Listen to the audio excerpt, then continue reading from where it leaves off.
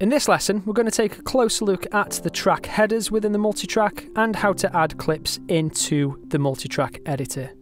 Now firstly, I'm going to just delete this Osher Williams clip from my first track on my multitrack. Now that doesn't delete the audio file itself, it just deletes the reference of that file from the multitrack. So as we can see here, Osher's clip still exists, we can still double click on it and it still opens within the waveform editor. So we haven't actually deleted that file, we've just removed the reference of it from our multitrack. Taking a closer look at the track header, we can expand any of our track headers just by hovering over two tracks to reveal this double-headed arrow, and we can left click and drag to reveal further contents of that particular track. Now we can rename any of these tracks to anything relevant that we wish, and all we need to do is left click on any of the track names to highlight the original name and then type in what we want. So the first thing that I'd like you to do is rename some of the tracks. The first track is going to be our interviews track, so I'm going to abbreviate that to INT for interviews. You can type the full word if you wish.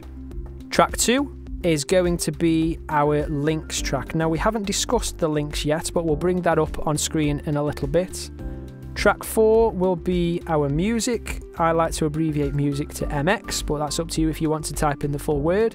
And then the final track will be our sound effects, which was those sports crowds cheering and reactions to near miss. I'm just going to press enter to confirm those names. We've also got mute and solo buttons on each track, and these come in the form of these M and S buttons just here. So if we press the mute button, it highlights in green, or if we press the S button for solo, it highlights in yellow. Now, for anyone that's not heard of mute and solo before, let me try to quickly explain how it works.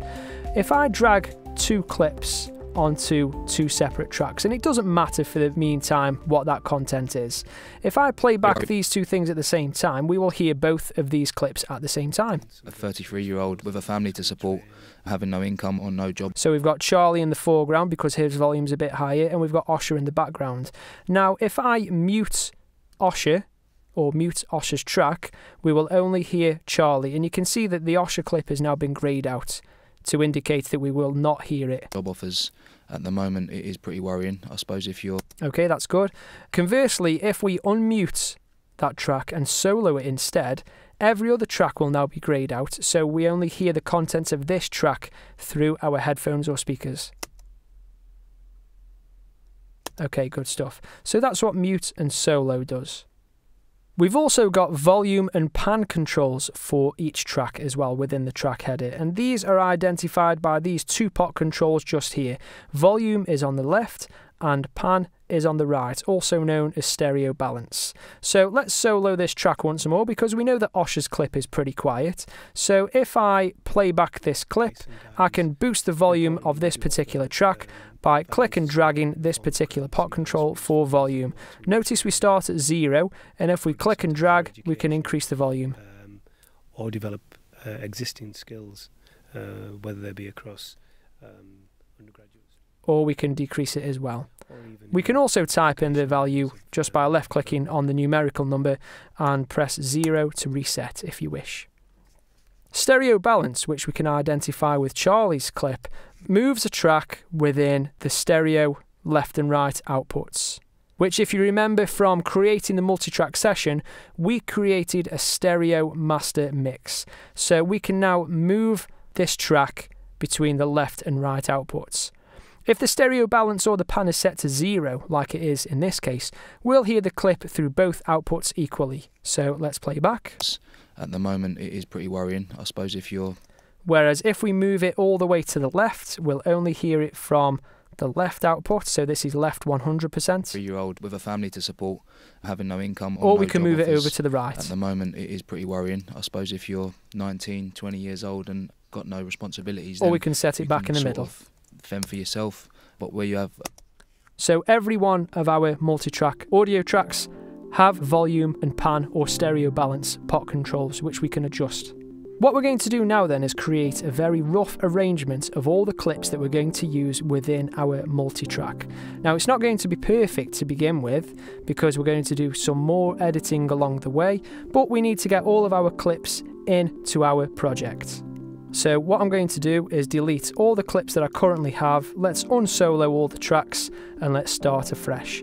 So the first thing that I need to have on is Charlie's clip. So let's find Charlie's clip from the files panel and we'll drag it onto the interviews track. So just there, that's great.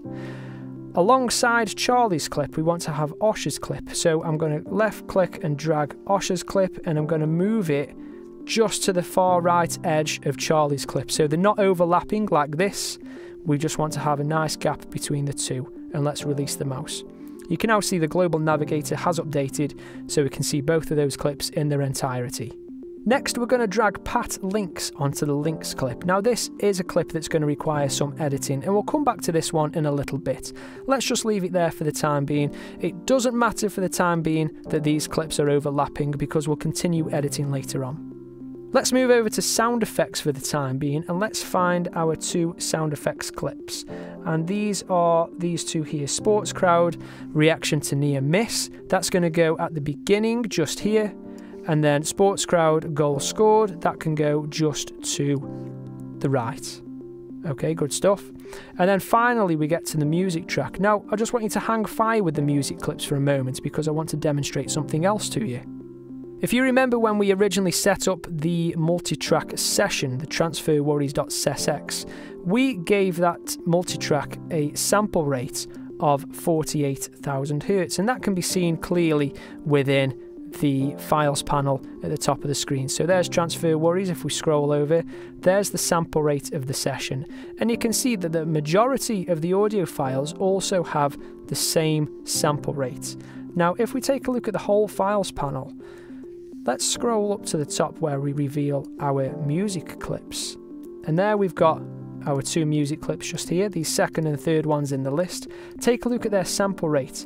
It doesn't quite match the sample rate of the multitrack.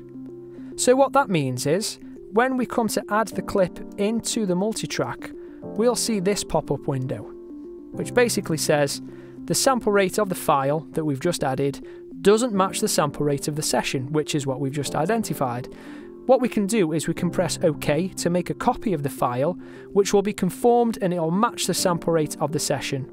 So basically, Audition will create a new version of the music and it will save it within the session folder, but that new version has the same sample rate as the multitrack. That's absolutely fine. That's one of two ways that we can go about doing this. I'm going to show you the other way that we can go about doing this, which is called Convert Sample Type. So I'm going to cancel this window for the time being, and I'm going to double click on one of my music tracks. So 01 opening music, this orbit just here. So here is the first piece of music. So we're going to convert the sample type from 44,100 Hz to 48,000. And the way that we do that is very simple. We just go to the edit menu at the top of the screen, and then towards the bottom we go to convert sample type. And then we see this window. So by default, it's already shown us the conversion that it wants us to change to, which is 48,000 Hz. Now we can of course choose from any sample rate in the list. We did start with 44,100, but we are going to 48,000, so we're going to stick with what we've got there. Let's click on OK, and let's do the same thing for the second clip.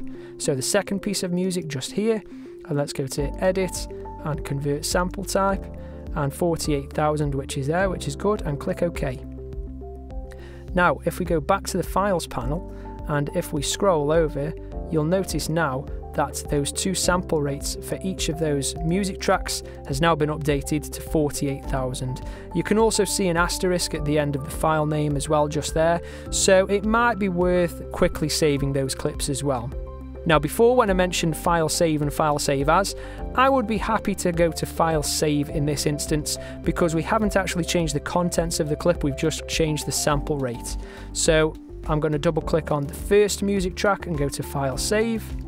And I'm going to do the same thing to the other clip as well. Now this pop-up that we can see here is telling us that this file is being saved to a compressed lossy format, and this is because this file is an MP3 file. So Audition is warning us that if we continue to save this MP3 file, then it won't preserve the full audio fidelity. That's absolutely fine. There's no point in converting an MP3 file back to a WAV file because it won't increase or improve the audio quality. So yes, I'm happy for this to retain as a compressed MP3 file. So let's click on yes for that one, and we'll need to do the same thing for the second track as well. File save, we'll see the same pop-up with the same message. Yes, I'm happy to continue because it was an MP3 file anyway, so that's absolutely fine.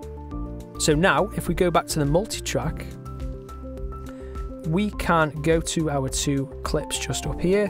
01 is the opening music, we'll put that one just there, and we'll probably need to zoom out so we can add 02 on the same track but just to the right. So now there is our full arrangement. Very rough full arrangement, I must add, so I'm not too concerned if it doesn't quite sound how we expect it to yet, but at least we have all of the clips in the multitrack. So that concludes this lesson on the multitrack header and adding clips.